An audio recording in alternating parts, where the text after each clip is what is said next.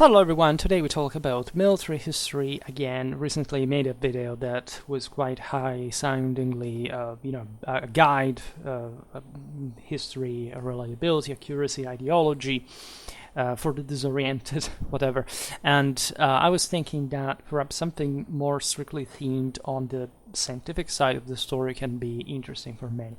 Actually, this is not the first time I discussed, of course, how to, let's say, approach military history in the Historian playlist. Many of you have already found many answers to that. I mean, that's where you can go back and watch, say, not just the similarly themed topics, but something having to do with the usual educational, scientific, moral side of the story.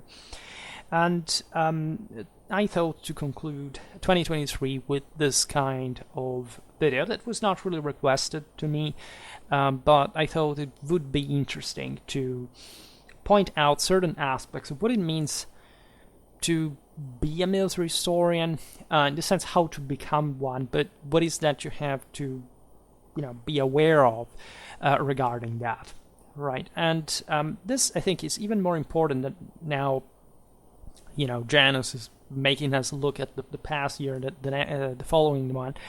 And so we can, broadly speaking and metaphorically, think of this like, also in a way, what is the future of military history rather than the past at this point? And how can we simply approach the subject today? Right, not saying, well, coldly what military history fundamentally is about, which remains, of course, in its fundamentals, but what can we expect for the future? And so, if you are a young university student, as I see from the demographics of my channel, many of you are. If you are just even an amateur and or just, in fact, you're a professional in another field, but you have an interest in military history, and you just would like to know more, and knowing especially how to discriminate properly the information, I think this video can be a good reflection, a good start. We'll keep chatting about it because I did receive questions here and there about the topic, but I decided to conceptualize it in this way today, right? So, first of all, I always emphasized how important it is to have a motivation. I will not go back again talking about my own, right? I just always thought that I would have to do something with my life, and it was relatively random to choose history and military history at some point.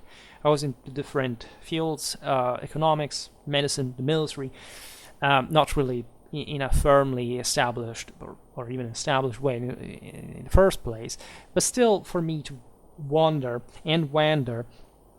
about and sort of thinking that actually history was for me, and then discovering incidentally, and especially outside of university, military history and learning it on my own, methodologically, under guidance, then studying from Clausewitz, then writing my own pieces, first with the thesis, then eventually with the with publications and so on. So that's something which I am fairly well acquainted with as a, if anything, as a scientific publishing process, but always pointing out that there's this significant difference existing between polymology.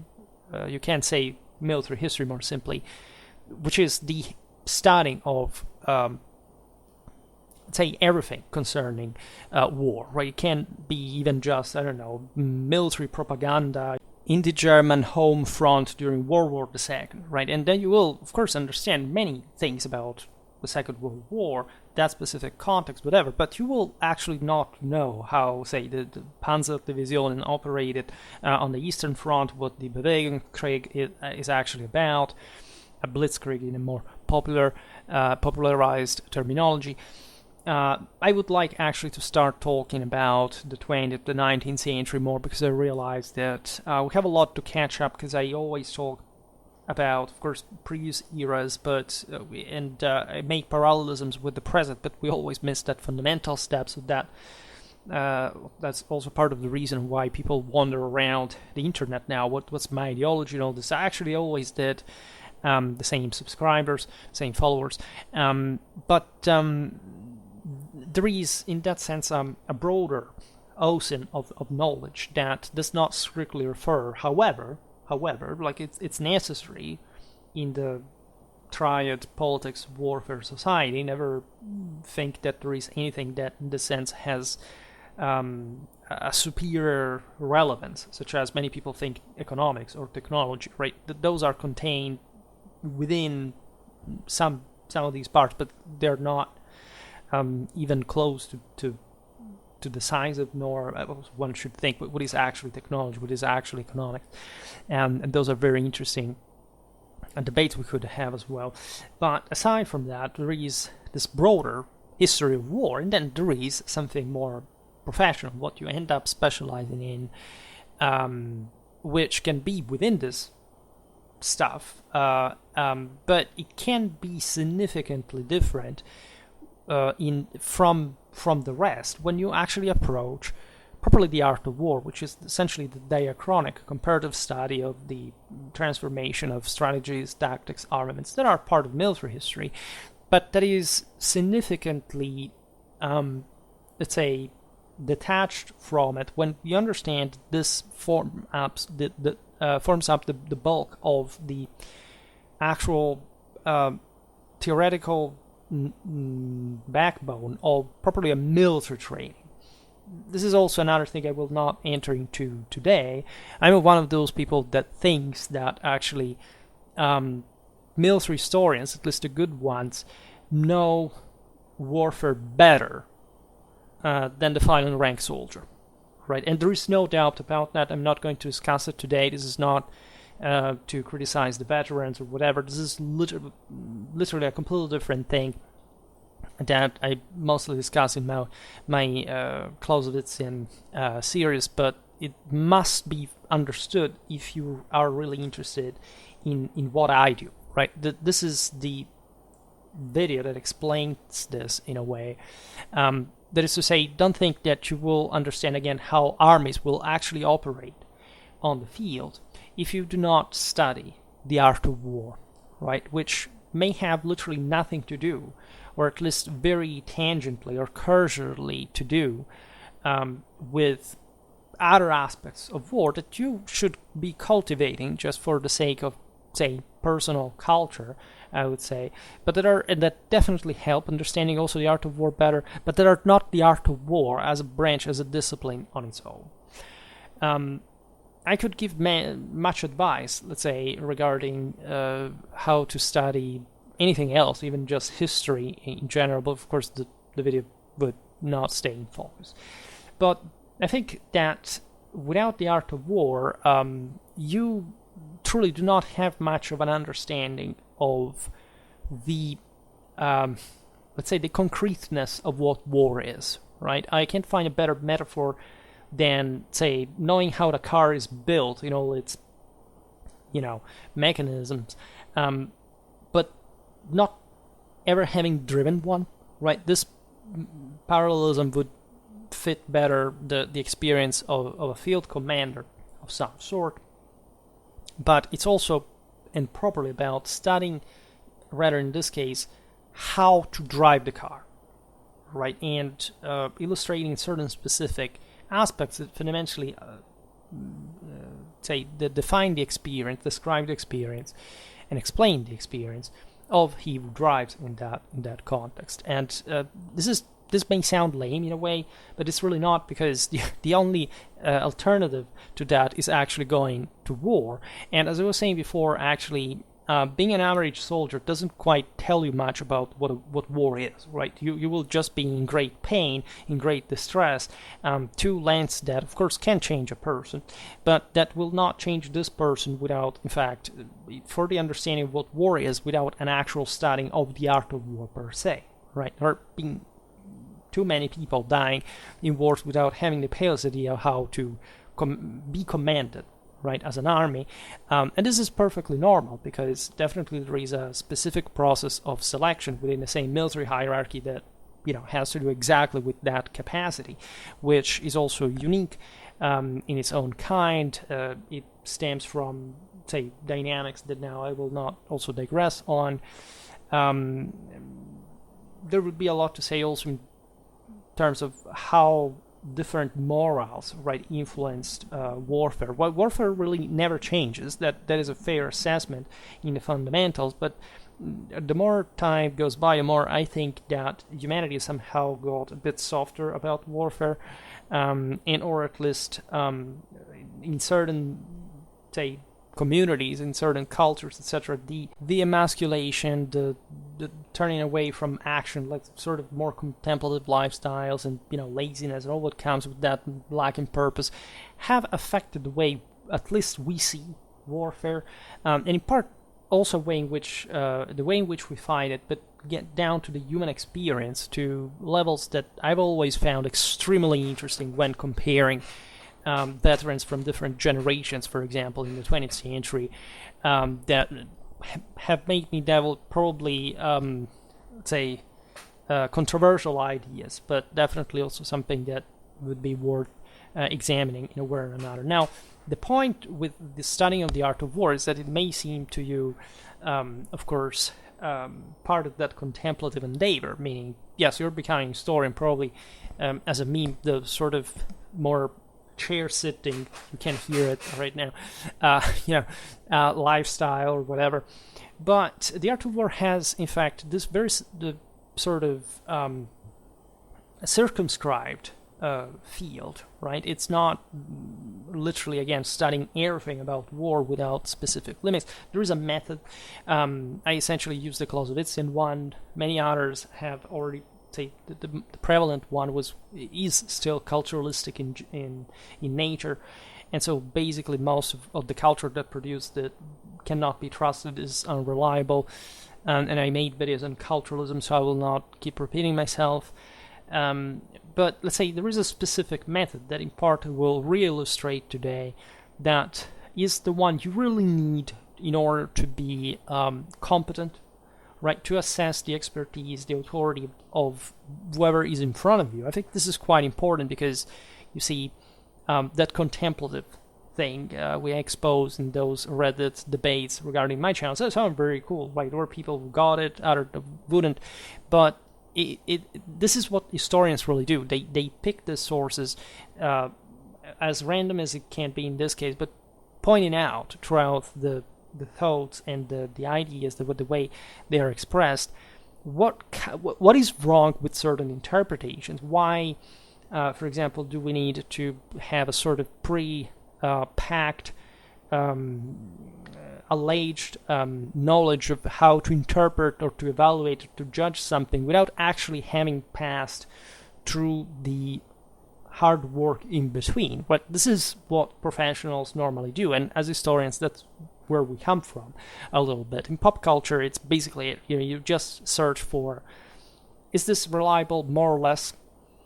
Okay, I will think that this is reliable, and so I will stick to it until I understand something better, and I will sort of think less of that, and I will stick to some other, I will pass to some other authority there, but not rarely making the actual work in between, right? And reading, as I always say, reading a book has nothing to do with learning it, studying it, understanding it, right? These are all different steps that there's no way out of that. You must take.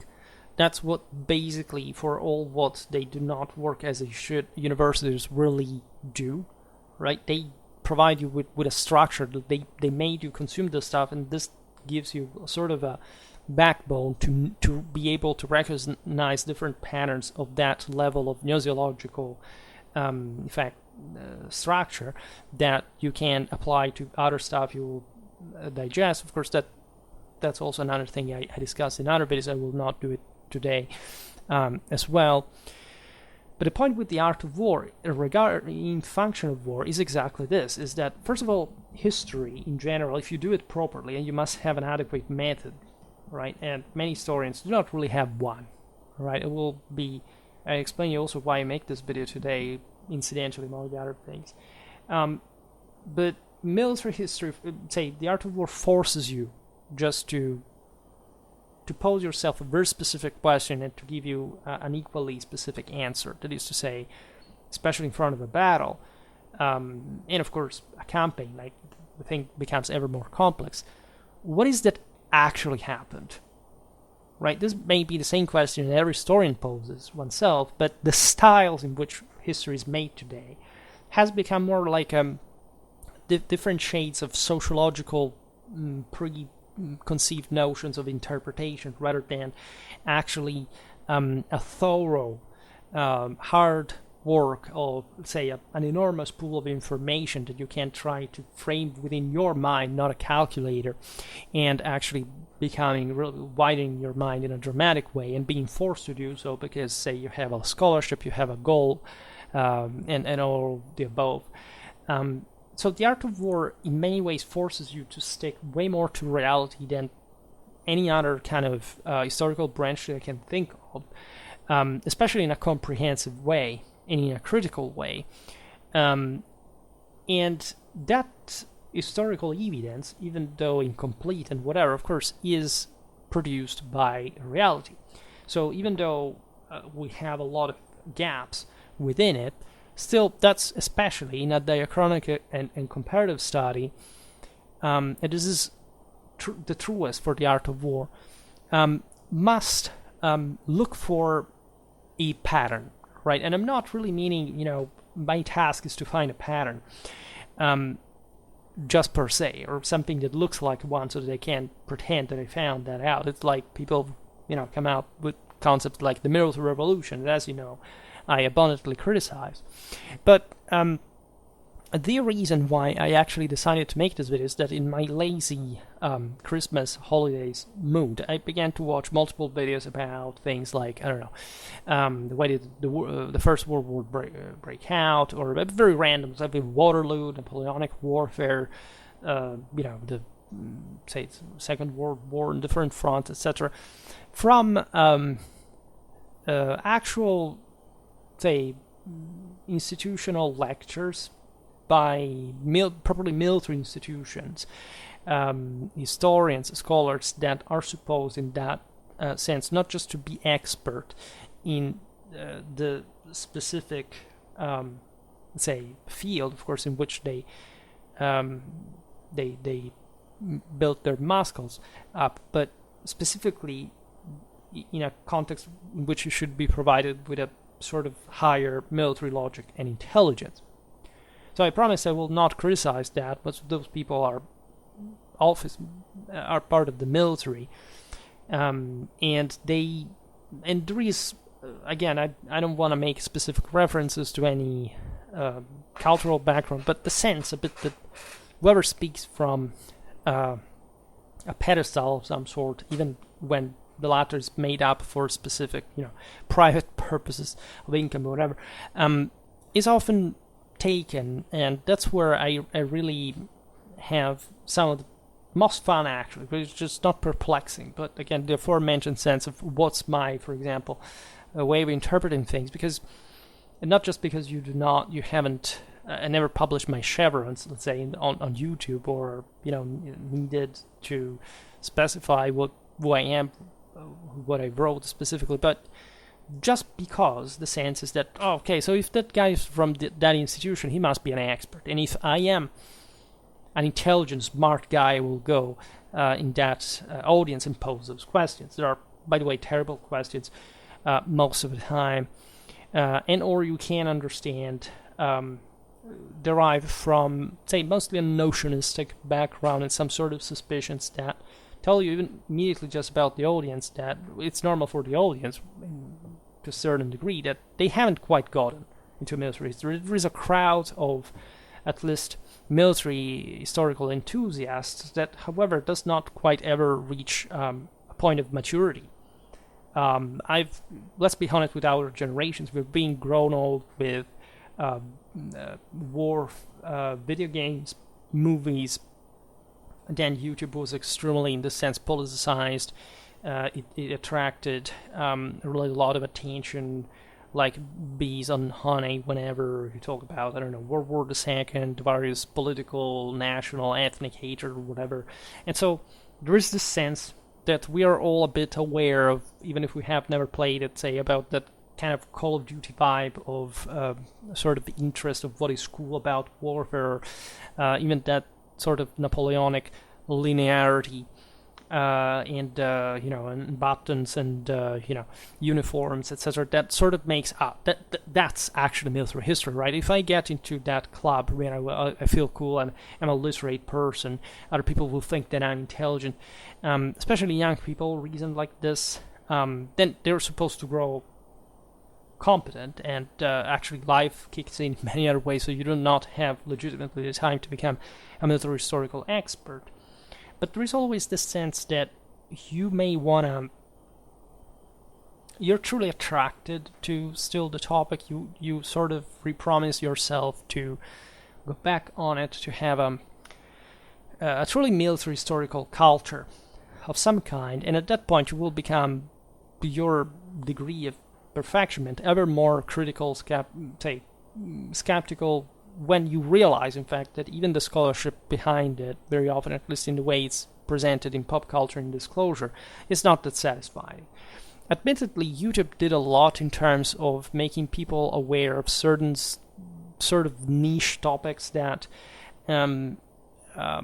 probably you would have never seen on a TV show or even in a video game, etc. And so became, that's something I do a little bit as well, all those unit types and sort of different the differences, the tactical analysis, battles, army organizations. You want to have almost this encyclopedically reliable and accurate pool of information to draw, in fact, the sort of military historical wisdom from, provided that, of course, you realize that it's not exactly how that is supposed to arrive to you, right? Military history, again, is beautiful because in the measure, of course, in which it's difficult, right? And so not simply, well, I have to understand this couple of concepts and fundamentally get away with that publicly. And there is nothing wrong considering, say, how easy it is to have a higher, an above average, let's say, military historical knowledge, right? But at the same time, as I was saying before, it's a bit of a cultural, systemic dynamic now. Every guy in his 20s, 30s, from this generation thinks that, the last generation, that it's somehow, there is that bulk of pop knowledge about military history and sort of myths, legends, or more or less so, that even when half chewed and not really fully understood, are kind of okay to spread around. And it's frustrating. I began Schwerpunkt after some years of Facebook history posting, which was terrifying, on history groups, because you understand that there is really not a greater stupid that he doesn't want to understand. And at that point, I started this channel because I realized that I had nothing to say anymore in those communities, and that there was some kind of greater opportunity here to be also more, presentable in a way. I had to, again, rise a bit to the top of myself, because, of course, I wasn't fully ready at the beginning. I had delayed this thing also because I wanted to, and I was learning a lot of military history on my own. And I think at that age, when you arrive to your mid-20s, you're sort of ready to eventually, you should have some sort of greater, sometimes even only notionistic concept, but with some deeper criticism. In the previous age, the earlier the better, actually. I started relatively old to study military history, but I think I got to a decent level because I focused on it. Now, as far as the leaving is concerned, if you do not have much money on your own, if you're not sure about your financial future, which actually these days it's more than a concern for anyone involved. Again, I would say, but if you are, let's say, lucky enough for whichever reason, merit and hard work, if you truly have a passion, especially, that would be a great like do it. Like I always say that, there's nothing worse. I think I don't know, because I started other things and I realized, but never went ahead with them. That there's nothing worse really than starting doing in your life for a living, really something that you do not love doing, right? I'm not sure whether I could have been some other kind of professional. Likely yes, but I was sure already at the time that however things would have gone, I would have liked to have a military historical culture. And at the time, as a young person, I thought that it just took to read a lot of books. And unfortunately, that is not satisfactory alone. The art of war is really committing, because normally you do not have a moment, say, in your life, especially if you do not have a professional historical training, to even exercise your own research, critical skill, say scientific accuracy, etc. In other words, that's why we write stuff, theses, articles. Over time, you have to prove, right, that there is some substance there, and so that's a path that is described also step by step in other videos of the Historian playlist. This is how you literally write a doctoral thesis, or even just a bachelor one. There is all a technical aspect of it. I provided you with the harder way as an example, because I've written always not an unnecessary, but consistently greater amount of stuff than I needed at each step of the way, because I was interested in a way, but also because I thought that academic standards were sort of higher than they actually are.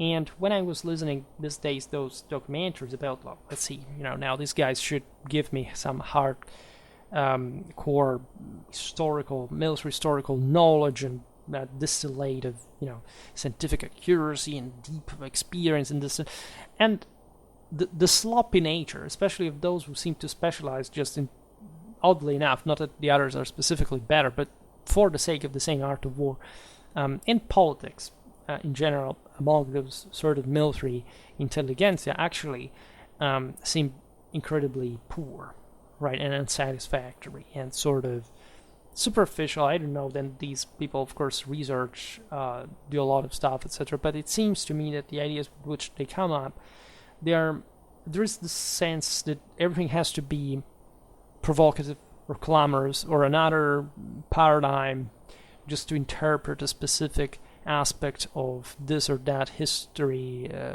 say, of war, knowledge, etc. There are people who study for a lifetime, I don't know, World War II, but do not seem to be excessively knowledgeable about the hardcore mechanics, even of how, I don't know, a division operated, or how, let's say, certain battles unfolded. Now, admittedly, especially, I'm not a contemporaneist, so of course, I don't envy contemporaneous. I think they're quite cute in the sense that, as a medievalist, the sense is that the antiquists are some snobs that do not even study history because somebody has already studied it all for them, and it just sort of speak about their mental problems over one another in search of surviving in that desolated landscape.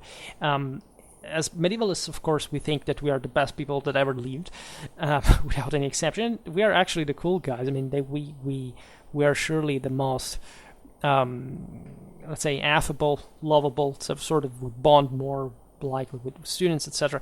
Modernists are the devil in many ways, because the modern era did not exist. Right? Let's be brutally honest about that.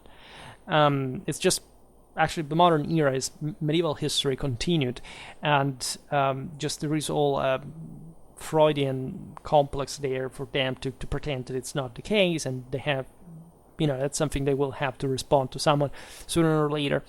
While the contemporaries are completely without any clue, right? They don't even try to say, oh, well, but, they admire you as a medievalist. They say, oh my God, this is such a it's interesting that you go into the perspectives, because we are on so different plans, right? That they are amazed by the fact that we actually get into some depth and systemic knowledge of an entire, I don't know, region or century, whatever, what they can't absolutely do. So in their perspective, it's as if we did, and we do actually, as we will see now, more than them, because in fact they often do not know where to start with things. Like either they get very politicized, or they try just to think of how they should think history rather than actually researching, unless they take some sort of journalistic approach, or they're particularly I don't know, it depends, right? Not all contemporary history is the same.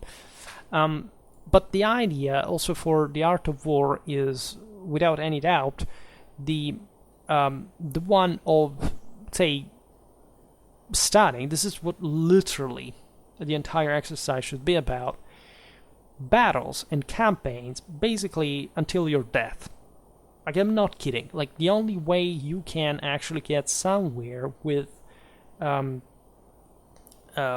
understanding how armies actually worked is not knowing one battle or two battles, or making your scholarly career, basing your scholarly career on saying, I published this book on this battle, but I actually never analyzed any other from the sources, and or even in the same book I haven't, of course, even analyzed or tried to reconstruct the battle aside from what other historians said, and or some mishmash that they didn't even try to make sense of what actually primary sources really do. This happens also in this happens also in medieval history. I'm not shy in my publications actually to expose those historians that literally can, but because I think it's extremely dumb to write an entire book, and even good ones, in terms of broader erudition research, like broader cultural completeness, but getting to the actual battle, and when there are, especially for medieval history, like a relatively few sources, and not even which doesn't make it to say that easier, but I give it to them, but that literally it would be in some cases much less complex than putting all the book together, and do not reconstruct the battle at all.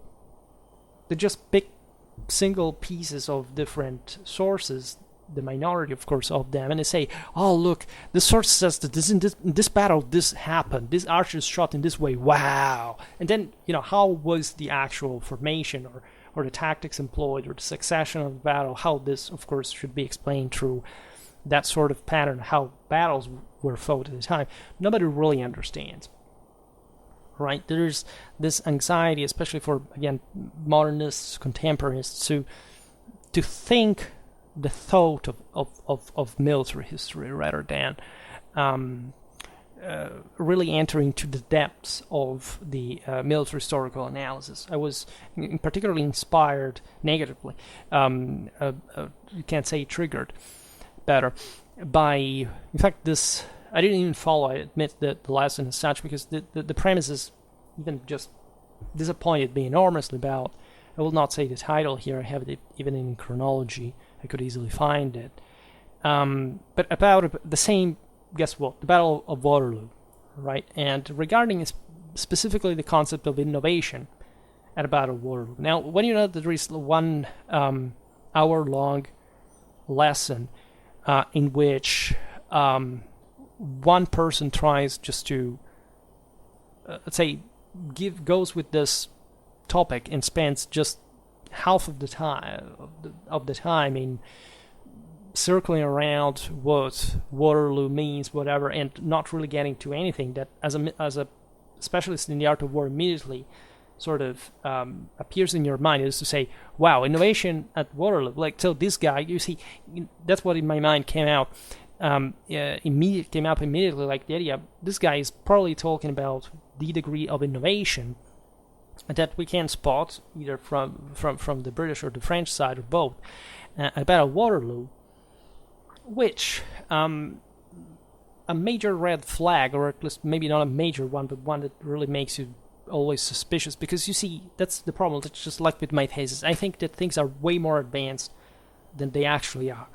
That this would be an explanation of how, and compared to other battles of the Napoleonic Wars specifically, and mostly from a tactical point of view, formations, the broader, even certain operational aspects, but even strategy to some degree, but mostly about the battle, the tactical side, really differ from a sort of pattern that was observed by this guy in other battles. This is absolutely none of that, right? It's a sort of a reflection on how the battle would essentially change the same perception of the Napoleonic Wars, and in a very vague way that you can't even seriously go out there and in 1 hour of speech, where eventually, in fact, the crowd is going to ask you the most disparate things, because the topic also would allow you to do that. I mean, this guy is not specific. Why should I be, right? So you see, in that case, like if you're, say, passionate about the Napoleonic Wars, I personally never reconstructed a Napoleon. I want to tell you about this because this answers also those questions about, what historical accuracy really is, right? As I was saying before, contemporary history, like even the Napoleonic Warfare as such at the beginning of it, cannot, of course, be dominated by a single scholar. When we talk about even the art of war. Why? Because the sheer magnitude of sources that we have numerically on the topic is so big that I don't think realistically you can truly understand the context of more than several battles, right? At least the major ones of the Napoleonic War, to actually reflect upon them in depth, unless you truly dedicate your entire life on it, or at least maybe a significant portion of it. I personally achieved in 4 years the analysis of every single battle that happened in a European region in 60 years of history. And of course, I focused strictly on the military aspect. Of course, I dwelled a bit into the same political and social background, but fundamentally it was about reconstruct. It was even tactical, right? Actually, the thing revolved around the art of war as far as how did these armies actually fight, which is something that you may be surprised to know. And of course, I studied many battles, and this is just for the 14th century. Can you imagine for the 19th the amount of sources and time that it requires to really get the picture fully right? What it means in fact, as a string of battles, like to analyze how the similarity of it, right?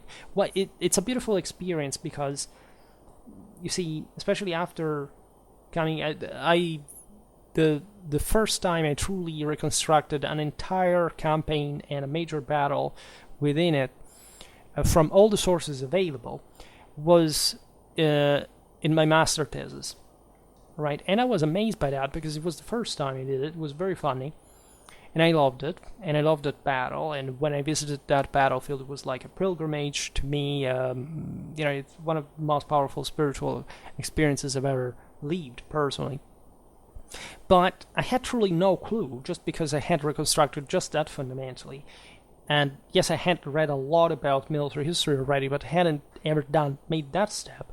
That, I don't know, battles were fundamentally still unique in their kind. I mean, I would expect to when doing the same thing with another context of this kind, to sort of have a very different picture after all, like of especially at least some details that I learned and I thought to be structural, systemic, let's say, within this art of war, but that eventually I realized could change, but that by studying other battles were also being highlighted in the likelihood of it.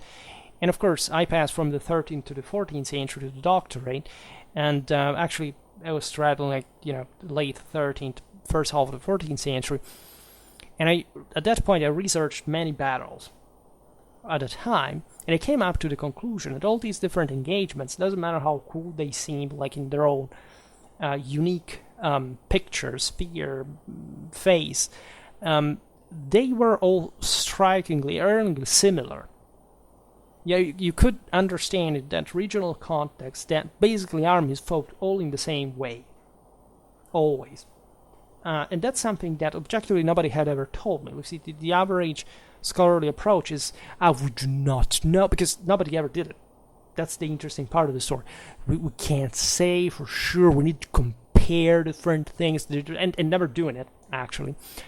In pretending that there is a sort of deconstructionistic concept of localism of diversity. This is what lazy people do, right? And moral relativists do, because they do not know better until they do the opposite. They just fragment the whole thing. And so they say, okay, well, I will go a tiny bit at a time. And I've met historians that, I don't know, I was studying the history of a specific place in the first half of the 14th century. I asked the expert who studied the history of that in the 14th century, and the guy answers me via email, you should know, and it was not even to say he was a famous scholar, you should know that I, however, researched the second half of the 14th century, so I basically don't know, which is also pretty, I want to hope, actually, that the guy was blatantly lying, because if that is the case, if that level of hyper-specialization arrived to the point that you literally do not look left or right anymore, you just go straight like a mule, not even wondering what the hell is going on, we understand whether there is a civilizational collapse. Right? Of course, I found out what actually were the sources for that city, because even just for studying the battles of the era in the region, you must forcefully find out, right? And so this is just for saying what kind of models will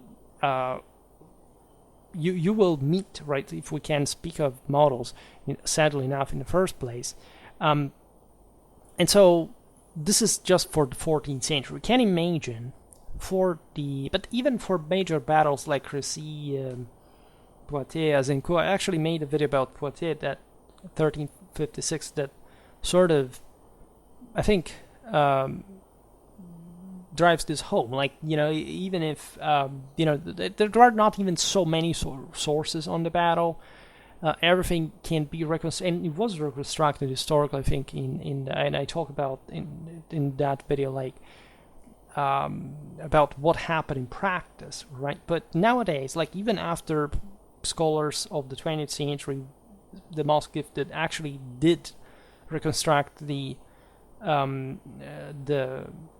battle accurately, there are always those who have to revisit the battle, whatever. Every time, for example, you hear something, now the new book about Waterloo, just know that aside from there are publishing policies for which, it's just like you have to insert a title, like Blitzkrieg, even though it wasn't quite used at the time, and especially we will have to talk about the Bewegungskrieg, because it's not just let's say a military history. It's a concept. It's part of a culture. We'll see it hopefully next year, but concretely, we do know what happened at the Battle of Waterloo. Like, we do not need yet another guy that tries to sell us a book to explain to us yet another time how that battle went. Because in the 19th century, we already knew that, right? What had to be studied, collected as sources, witnesses, all this stuff was done. It was studied. The battle is somehow clear. Like, major battles are, after all, easier to reconstruct, even the smaller ones. In the essentials of them, like, they're more complex but not more difficult in that regard. And if they are trying to sell you that, they're just fooling you, right? They're fooling the person who has no idea truly what, in that sense, the art of war really is, and they think that just reading a book about Waterloo is, becoming a strategist, or even just reading by the scholar must be so qualified because the guy wrote a book on the Battle of Waterloo. And maybe doesn't need, and you can easily understand after a bit of Clausewitzian method application what is wrong with what is not, especially a true analysis of a battle, and how you can skip it also for editorial reasons, such as the fact that people do not want to read about actual sources and how complicated it gets. because they want it more like either a story or something more descriptive, at least that can be sold. I do the opposite, which is part of the reason why I still haven't actually written a book on my own. I'm actually writing one, but that's more like a story, at least. It's just, no, it actually does talk a lot about battles, cavalry charges, tactics employed, etc. But it's also more like an epopee of, say, of the Holy Roman Empire, like of the knightly, traditional knightly ethos, symbolism, etc. That's something I hope next year we'll be able to continue, because just like in the last couple of months I had begun it, but I received these massive blows personally. I could just go on with my articles, and with Schwerpunkt I couldn't really do much more. But let's say, what would make that historian cooler? And that's a big thing, because again, Napoleonic battles require really a lot of studying, right? Perhaps as a medievalist, I'm overestimating it, because we're not even just that far from the Middle Ages, if you think about that paradoxically, right? And even in the way some sources were produced, etc. But of course, it's a wholly different picture. Like just between the end of the 13th century, the mid 14th century, it's a completely different world. You're scared by the side. You understand it starts becoming intimidating to try to even think to dominate all the sources of a given event, if somebody even hasn't made the selection for you, right? I was quite lucky with my doctoral thesis, because I found a study that existed just for that place and just for that region, just for those years, that was actually giving you sort of the day-by-day chronicle. It was a modern study with all the actual sources for those events that, of course, the study hadn't done the full analysis of it, but at least if I had to inquire a battle, say, in order to reconstruct it and so on, it would be dramatically easier. And actually, a great problem historians today is also this one, that finding the sources, right? This is not something that the AI will fix at any time soon, simply because it's about like realizing yourself whether this is the source you need, and that actually whether it's actually reliable, if it's the same. There are great sources that are, for example, very much sort of obviously not very military oriented. Even when they talk about battles, they say strange things, or depending from the distance, etc. They just make it an idea. You must understand it yourself. You have to acquire that sensitivity yourself, also to the languages of the time, how they wrote, how to express themselves, what kind of background there was. Reading lots of books really can help just to dimension the issues that you could have whenever you read these sources and thinking, do they have to do with... But let's say you should surpass that sort of smart-ass attitude saying, I see a connection between these two concepts, but you don't even know what it means. You don't know even what kind of sources talk about that. And so until you pass through the sources and you have found actually a way to go, everything makes sense as a pattern, because you have tested it many times. You can't go say more harshly and even arrogantly out there. But again, with a talking Napoleonic warfare, it's tough. Like, pick me, I'm a medievalist. I've never really reconstructed a Napoleonic era battle, right? It's completely normal, right? Historians do not do this, not just with different years, but often, as we said, if they studied battles at all, or even if they have the actual interest to explain what happened on that battlefield that day. So I learned Napoleonic warfare from, say, a bit like when I was a kid. I had books on Napoleon. When I went to school, I studied roughly what happened politically during the period, who were the major, of course, contendants during the wars, say the Napoleonic era, and what kind of broader cultural historical meaning they really have. I went to university and I sort of restudied that, of course, to a deeper level, but I also began to read about Napoleonic warfare. Honestly, I've never really gotten specifically into it. You would be surprised to know that I, carved my niches. I studied in depth, I don't know, the Schliffen plan, for example. But I never studied the Battle of Waterloo, right? I think especially the bigger battles were something I was preparing for understanding a bit more in depth, and so put a little bit aside, whereas I read many other books that seemed more sort of niche because they were also about less important topics that paradoxically I know more and better. That's already an indicator of the difficulty inherent to the sort of say battle mechanics reconstruction. It's not just a story. You have to truly understand, as we'll see now, what happened on the field. And then, of course, I perfectioned mostly an idea of what the Napoleonic warfare really was, what the Napoleonic battle really was. This starting reading, I even studied, I don't know, how, I don't know, the lines would form on the field, the actual maneuvers, this kind of things. Then, of course, I could list to you all the things we say also in Schwerpunkt regarding what is a Napoleonic army in terms of the army corps, the uniformation of the divisions, the absence, essentially a logistical train effect that the lead of the land is sort of so big now as mass armies. All these kind of concepts that unavoidably bring you to what happened after that, what happened before that. And so, especially if you had read enough about the other periods, you can start connecting these things in a way that is more or less presentable, even just for an audience that like the one of YouTube, and beating, let's say, easily the scripted videos you can find out there actually do not explain to you anything, right? If you wonder why I make 2 hours long videos, it's because of that. You will never fix into somebody's brain 15 minutes video. Doesn't matter how well scripted and sort of visually presented, how actually a Napoleonic battle really was, unless you properly explain why it was the way it was, which is a completely different thing.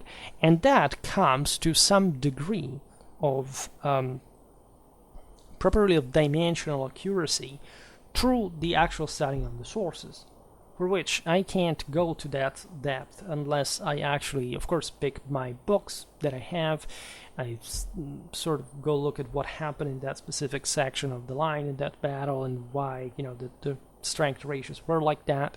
I check which units participated into that engagement, why it were employed. You have to do this bit of background, but we will get hopefully to the point we'll make Napoleonic battle videos and highlight individually what is that seems sort of the more important aspect of this, without mentioning that there is again a grand sort of pattern that you can start enucleating the more battles you study, and all this in the absence of actual primary sources and all the multi-years of work that really takes to even reconstruct just a single campaign in battle of the Napoleonic era if you really want to pass through all the sources existing. I'm not kidding. I wrote a battle Markfeld at the end of the 13th century, just in a bit less than 1 year, was doing admittedly other things in meanwhile, but it really took that long. If you really wanted to translate correctly from Middle High German, if you really wanted to be philologically correct, trying to understand everything possible about this battle, it would go that far. And probably today it would even take more time because it would be a bit more thorough than I was at the time. So you can imagine a Napoleonic era battle. And so I'm not even sure. Every time I look at historians, I really, the ones we call military historians, I really feel like just most of them do not know. They haven't done that, but they haven't done it even once. And so what they actually develop their ideas from is a bit like me in the same context, from the work of other scholars. And of course some broader commitment to try properly to understand that battle, which of course always gets to the core of the story. You have to, even just to explain what happened in that battle, you must make that mnemonic effort to understand not just what happened in sequence, but let's say why it happened, like what kind of consistency were those units, what kind of training they had. You have to start reasoning around. Otherwise, you literally do not know it. You have like this broader fog, for which I don't know. I don't know what I know what happened at Battle of Waterloo, and it doesn't take much to do so, given the prominent cultural say the imagery around it. But I know what happened at Wagram, I know what happened at Eylau, I know what happened in Borodino, but let's say I wouldn't be able to explain to you without proper researching let's say the true sort of forces that were agitating within those battlefields.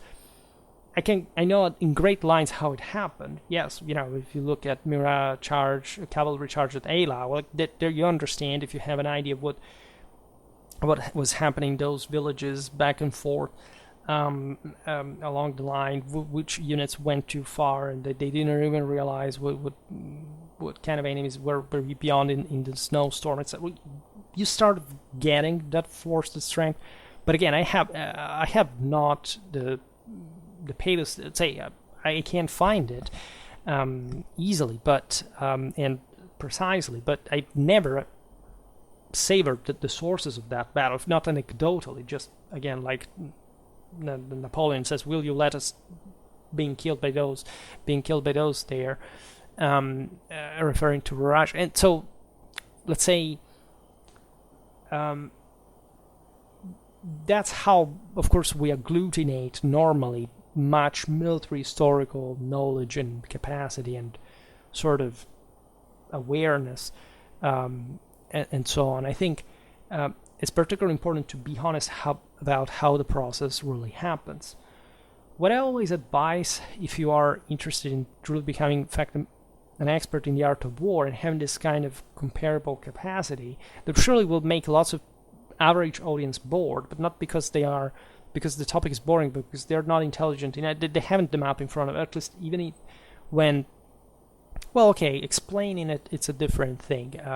In fact, I wish I found people who explain battles in the way they actually happen, or at least in a way that is sort of balanced and not sort of being extremely superficial and just expressing concepts and making gross exaggerations or being superficial about something else, etc. Just in that video about the innovation of Waterloo, that there was the concept of military revolution thrown in, but without any sort of concept of correction. The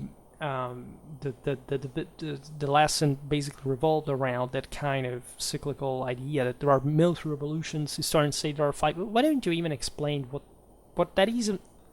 That would even be supposed to mean, which of course in my opinion I think it's very anti-scientific and immoral, but hey, I wasn't there, so I couldn't intervene in that specific context. But again, people are sort of habituated to think like these people do, as scholars do, and the sense of the scholars weight on collective ignorance, and that's what is received. There's always the voice, even within me, that says, but at least people are interested in history. Yeah, okay, but if you don't take it to the level it deserves, like, why are you even interested in history? Because you see, one thing is watching a movie and saying, okay, I just want to chill out, relax. I have nothing to do. I'm just spoiling myself, right? I want to not to think. I want just to watch and not be bothered. Another thing is literally going out there, being also pretty aged and, pretending to act as if, there was a deeper interest and who knows what kind of the audience comes from. And at the end of the day, not making much of a question even addresses, for example, what I'm talking about right now, which I think is, generally speaking, very, very interesting. So to make the long story short, it's for certain eras, especially in military history, I could give you some advice, mildly, also for something not medieval, especially for ancient history. But there is this other problem of how do we study things like, the Vietnam War? Who can dominate the infos about the Vietnam War? Truly, you can become an expert of a part of it, an aspect of it. I remember that there was another of these lessons of a guy, I don't remember his name, I watched years ago. That is a great disclosure and really makes very cool lessons about tanks during World War II. Topic that interests me, but also in this case, mildly, telling you the truth. And this is not unto him. It was an old guy that was also probably ex-military, and it was probably a smart guy who asked, like, what do you think about why, I don't know what it was, whether a model of the Sherman, why they did the turret in a way or not. I mean, from the previous model, this literal type of question. This scholar answered him, but look, because the lesson was, I remember, was just about tank doctrine between various countries, more or less, in Europe, or also across the Atlantic between the two world wars. And the guy answered simply, well, honestly, by the way, I don't know, because I don't know how a tank is made. And I just know how tanks fought with one. Of course, he would know much technicalities as well, but let's say at that level of, you see, maybe that older guy was not that really smart, because, you go in this kind of conferences and you maybe, he premised that this was a debate that had been had with some of his friends that were probably in the military about this tank, this kind of buddies type of discussions, and probably he wanted to get the satisfaction of getting from the expert the kind of thing. The guy simply said that's not what we're looking to. And you see, ideally, you would like to know both, right? Well, I understand, of course, mostly in that case the scholar, because he knew fairly well his work. But also in that case, it was mostly about presenting it, making disclosure. There are also limits, of course, with what you can do. I'm a bit picky and a purist, and probably a sort of pain behind when I make this kind of considerations, what should be studied or should not be studied. The problem is when you start seeing it as in fact, as a pattern across the scholarship, that the thing becomes a little bit boring. So, just at a single level, right? What is that you should be doing when you want to reconstruct a battle? I think reconstructing a battle is the most essential part of a military historical reconstruction. Actually, strategy is at the same time, because there couldn't be both dimensions otherwise. And of course, you must make sense of the former as well. But say a battle, if you have at least news about what was the objective and what kind of drive existed among these people, and you can't get it from the same battle, what kind of units these were, their past, etc. You can't even reconstruct it on its own for the sake of it. Yes, you will miss the entire picture strategically, so that's not advisable. But let's say, just for the sake of example, what is that you should do when reconstructing a battle? You see, most people, and that's why they end up becoming those kind of scholars, they just follow other scholars. That is not to say blindly, or, okay, well, they just copy each other. No, that's not that, or at least not entirely that. It's mostly about the fact that they start with the presumption that scholarship is more important than actual basic evidence. You see, especially with medieval warfare, because this was very evident from my experience.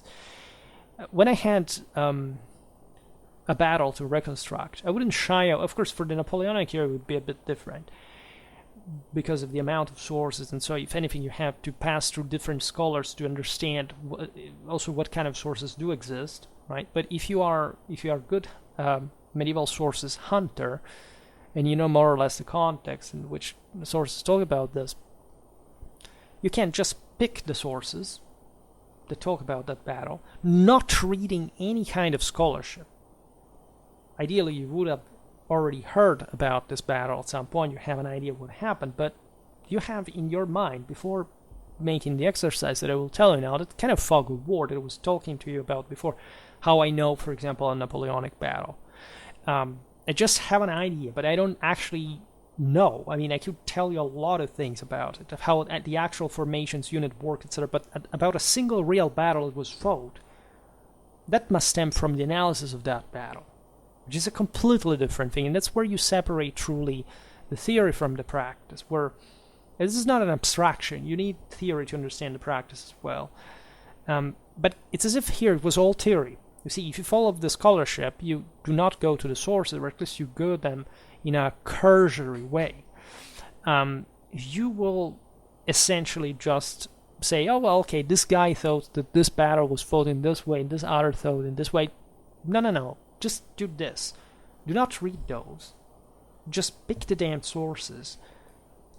Pick a blank paper, or just do something on your desktop, and literally try to draw. I mean, to read. You must read the sources, or comparing them to one another, and try at that point to make sense, right, of that battle. Because there you start from scratch. You see, and you're not. Your mind is not polluted by somebody else's advice on what happened at that point, right? It's like we observed in that video about the Battle of Poitiers, regarding, for example, the alleged superiority of the longbow over the crossbow. There is not even a single evidence in that battle of the fact that the English won because of the longbow.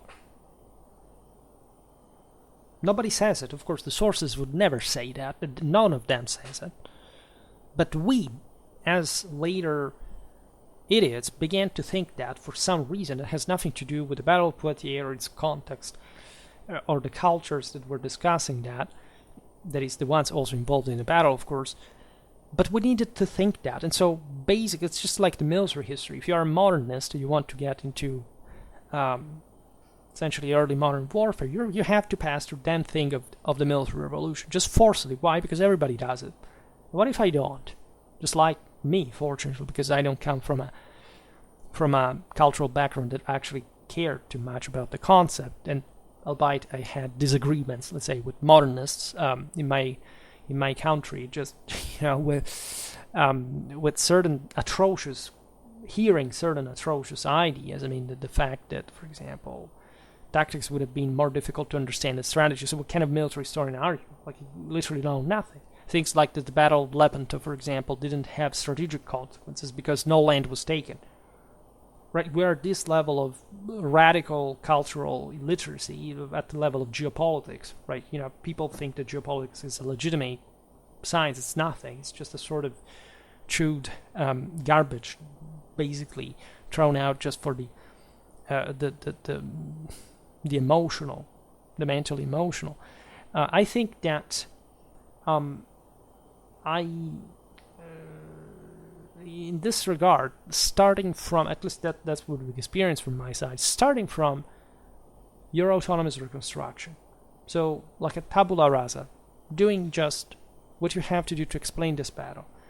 And only later, and by the way, you have to do this, of course, looking at all the sources and not giving simply a precedence to this or that one. Of course, you will understand more or less that the most famous, the longest sources are some of the most reliable, but not always, right? It's not directly proportional. You have to start understanding the story. You have to start knowing them as if they were characters. Literally, I can't say for the years that I studied them, the people that wrote the chronicles, the 14th century chronicles. I mean, of course, I do not know practically anything about them unless something about their biography is known. But generally speaking, when I read that chronicle, I know where the guy's going with that. At least even just in the way he writes, like he's looking for a specific thing, or at least he describes the thing in a very specific way. And it's beautiful because they also think very differently from you, even though they're also very familiar, and they show you how much more concrete they were and how much more wired to reality they actually were. So that whatever they say, even when it's in contradiction with one another, it kind of makes sense paradoxically, because at least it's plausible. And so you have to make this work by saying, of course, well, it's likely that this is what happened or didn't happen or whatever. And I will make some videos about this, explaining a bit how it really went, for as far as we know. in different cases. But it's that exercise, repeating that really helps you really visualizing, even just with drawing a sketch of the battle, to reconstruct the alternation of the battle lines. The same goes for the campaign. You must get acquainted to why armies move the way they do, what kind of objectives they have. Strategy is much more complex than tactics. You have to take at that point many factors in consideration, primarily the same politics. You have to understand what was in the mind of those leading, what were the intentions, what they were saying. In that way, actually, Napoleonic warfare, well, things get better documented over time. But that's where medieval history sometimes is frustrating, because you hardly have any idea of, say, what these guys were saying at the time, why they were deciding to move here and there, what their broader objective was. That's normally not known, right? Or at least it is known, but it may be susceptible to interpretations of the chronicler. It depends also in which context this happens. Generally speaking, strategies, especially in the bigger pictures, it's not that difficult to understand either, right? Especially you have to always go very close with politics. You have to understand why, say, in a single country, eventually battles were, say, happen to be fought in these places that sometimes, of course, really have nothing. I mean, Azincourt being fought in a place where there's literally nothing to this day. It wouldn't seem of any significance or whatever, but you must be able to explain why they got to that point, at least step by step, and from there sort of trying to understand the intentions. But since we do not have a clear picture of the political, military, and social forces involved in the broader theater, and so even at an international level at the same time, everything gets sort of fuzzy. You can't quite when you see, there were always different actors playing within a certain region, so you can't quite say, maybe you discovered that one move was caused because this king asked this other to do this, to do that, etc. And very often we do not have the actual sources, the actual evidence explaining all this stuff in a concrete way. So I think it's very important to be even just humble. Like, I think it's very funny. There is some aspect of, just right now, I was thinking about this, how beautiful it is to study military history. I mean, it really changes your life if you have the luck of doing it on your own, if you really can afford a quiet living, just being into it and just living your life in parallel. I think it's one of the most beautiful activities ever, and that's where I think I'm navigating my life towards, at least in my intention, and making it one with my life, after all, like with other expectations, like I have a family, etc. But being about that and being sort of a guide for others as well. I mean, I don't know, I try to stay concrete when I make these videos. I don't think like that I'm a leader in the sense that, just through what I'm saying, there is going to be a following per se. But of course, what I'm telling you here is something that I focus on in a way that can, I hope, be useful for others as well. And so any question, any sort of aspect concerning this, I mean, I went through it, so I know what the issues are, and even if the questions sound dumb, but if they are truly motivated to get somewhere, like, there is nothing dumb really about asking them.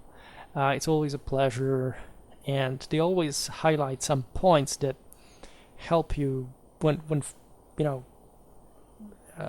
say emerging, really help you the visualizing the entire story better, right? So sometimes, believe me, it's not easy to talk about this thing. You would think that a person gets emotional when they, they think about personal life or whatever. But yes, I as one can be privately. But you see, when I look at all what we have been doing together. I look today as actually this video will be published on the evening of at least Central European time of December the 31st, 2023. So I'm actually recording this the day before. But when I look back at what would say all the way we've gotten up to this point, and what, let's say, this means in a broader sense, having almost 15,000 subscribers and having basically focused on these topics for so long, I feel from one side I want to make so much more, because this channel is not merely about the art of war. It was meant to be. Then of course I drifted a little bit.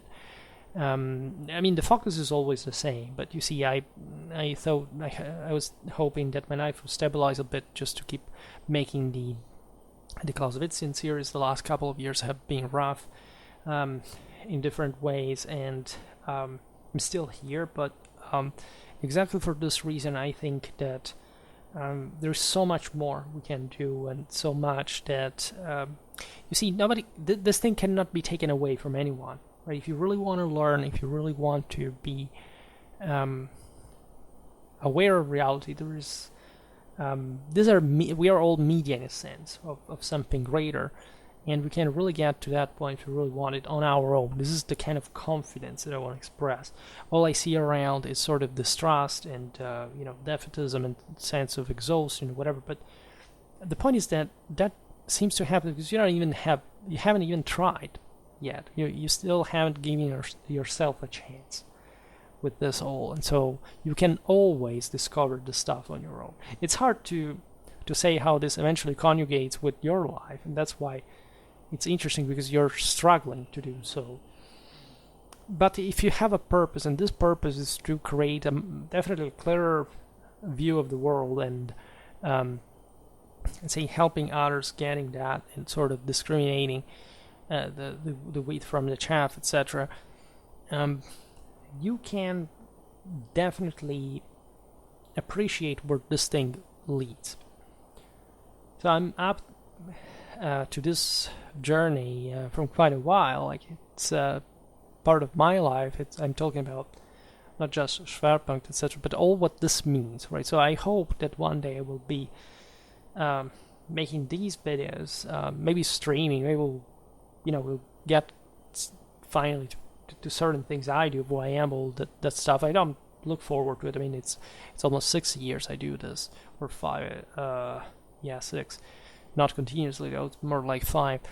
And you see that I'm taking this slowly, evidently, so I'm not looking forward to that like other channels really do or need, right? So if you have followed me up to this point and you think that what we're doing makes sense, that there is room for really getting somewhere with our passions and whatever we love and we really care about, I think, yeah, I'm very grateful for it. We should all be, and I will do my best just to continue this, because I really want to. I can, technically, of course, there are other things to do, but I can sort of make them fit all together. But I truly believe there is a meaning in it all, and there is a truth, say, up there rather, that is shining upon us, right, and is leading the way. That is, I think, one of the most important things. So again, historiographical / methodological content is a part of Schwerpunkt's journey. He's always been. I should engage a bit more into it. I don't know how much today's video was helpful. Of course, I've been, as always, talking about so randomly without a sketch, etc. But I hope that there are certain concepts that could go, right, that could have a real meaning, that could have a real sort of application in practice. Then naturally there are many other aspects that you can't quite simply